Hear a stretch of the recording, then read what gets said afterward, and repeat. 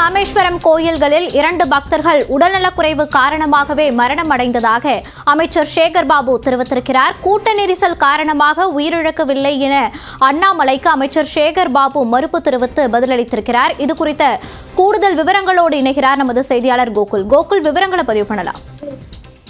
மதத்தை வைத்து அரசியல் ஆதாயம் தேட நினைத்தவர்களுக்கு மக்கள் கொடுத்த சம்மட்டி அடியால் அண்ணாமலை போன்றோர் இந்து சமய அறநிலைத்துறையின் மீது இது போன்ற களங்கம் கற்பிக்க முயல்வதில் வியப்பதுமில்லை என்று அமைச்சர் சேகர் பாபு தற்பொழுது ட்விட்டரில் ஒரு பதிவிட்டிருக்கார். குறிப்பாக ராமேஸ்வரம் கோயில் மற்றும் திருச்செந்தூர் கோயிலில் பக்தர்கள் உயிரிழந்ததற்கு காரணம் உடல்நலக் குறைவு காரணமாகவே உயிரிழந்திருப்பதாகவும் கூட்ட நெரிசல் காரணமாக உயிரிழக்கவில்லை என்றும் தெரிவித்திருக்கிறார். பக்தர்களின் அவசர சிகிச்சை மற்றும் முதலுதவிக்காக திருக்கோயில்களில் 17 திருக்கோயில்களில் மருத்துவ மையங்கள் அமைக்கப்பட்டிருப்பதாகவும் அனைத்து திருக்கோயிலும் பாதுகாக்கப்பட்ட குடிநீர் மற்றும் கழிப்பிட வசதி, முதியோர், மாற்றுத்திறனாளிகள் மற்றும் கர்ப்பிணி பெண்களுக்கு தனி வரிசை முறை போன்ற அடிப்படை கட்டமைப்பு வசதிகள் ஏற்படுத்தி தரப்பட்டிருப்பதாகவும் அமைச்சர் சேகர் பாபு தெரிவித்திருக்கிறார்.